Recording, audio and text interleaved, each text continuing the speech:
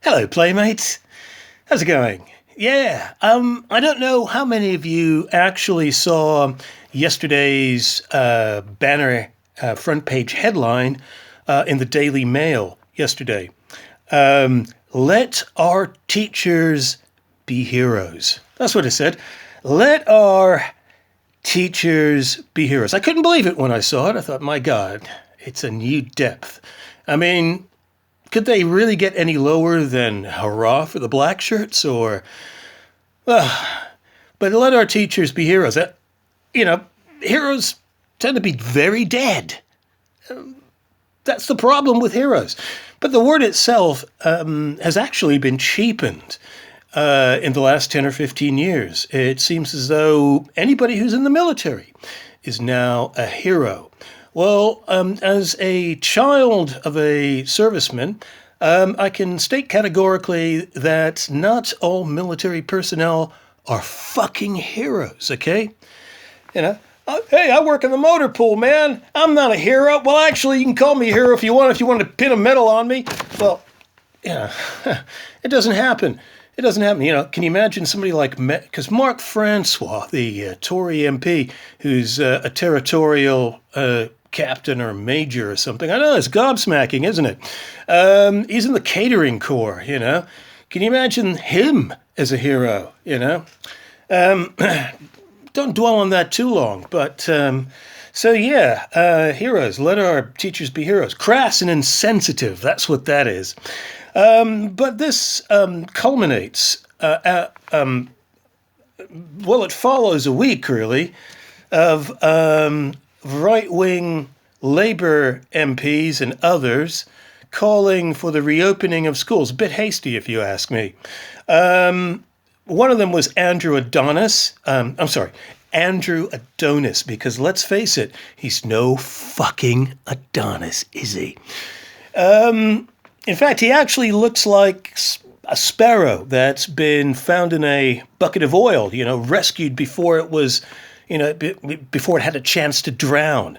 But he's just as greasy, really oily man, horrible man. Ugh. They used to call him Muscles in the Blair years. Muscles, why?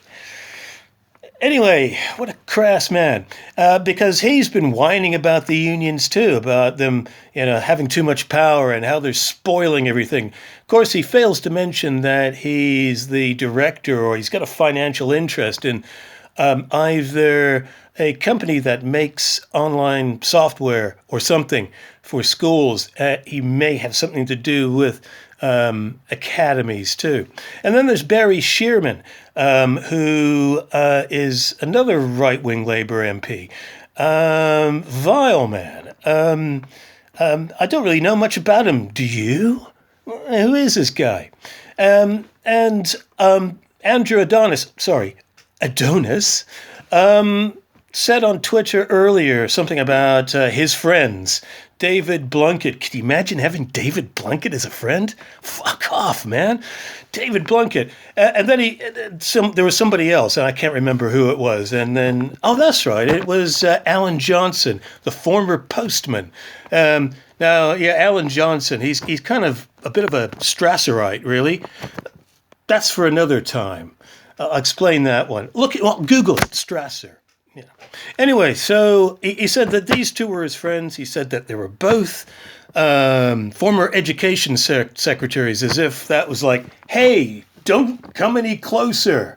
I know what I'm talking about. This is a classic appeal to authority, incidentally. David Blunkett, this is a man who was a left-winger in the 1980s. He ran Sheffield City Council.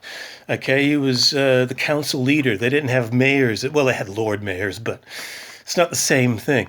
And then when he became an MP and went into the Commons, he had this weird conversion. He became a born-again neoliberal all of a sudden. And you have to kind of question, were his left credentials all that he made them out to be? Was that all just show? Probably.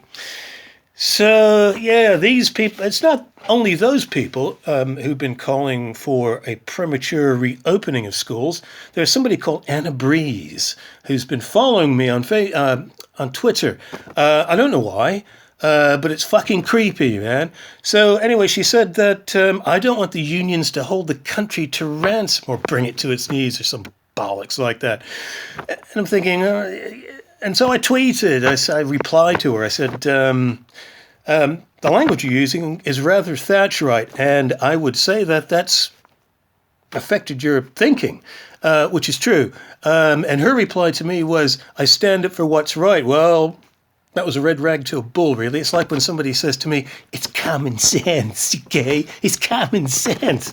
When it isn't, whatever common sense is. But I digress. So I said, well, what you believe to be right is entirely subjective. I believe it's right that for teachers to be concerned about this and for their union to ask questions, because that's what they're in the business of doing. That's what trade unions are all about. That's why they were founded. I didn't get a reply. For that. But it's been a lot of mainly right-wing Labour MPs, government ministers, of course. I mean, government ministers have been popping up saying that it's for the to help the poorest in our society, the poorest children. It's all about equality. And it's like, well, hang on a minute, man. 10 years of austerity, man. 10 years of austerity. And not once did any of these people actually express any sympathy or even empathy for the poor or the most vulnerable in our society. It's just such bullshit, such hypocrisy. I know some of you are thinking, well, yeah, that's politicians for you. But come on, these people have actually elevated it, or is it relegated it? I don't know, to an art form, or an art form even. So you've had that. But yeah, you've got these, and this is kind of related because a lot of the other voices are people who are writing for the Murdoch press, who are being paid lots of money to do so. And their attitude is, well, why can't the bastards go back to work and make me some money? 6-figure salaries. These people moaning, incidentally, about the fact that their cleaners aren't allowed to come around, I know people have been calling them middle class, but I know a lot of middle class people who actually don't have cleaners. We're talking about very bourgeois people here, in fact. Really bourgeois, who live in palaces maybe. Anyway, I think it's wrong that for the schools to reopen prematurely. In fact, a couple of days ago, there was a school in Lincolnshire that was forced to close because one of their children tested positive for COVID-19. I'll leave it there. Thank you very much.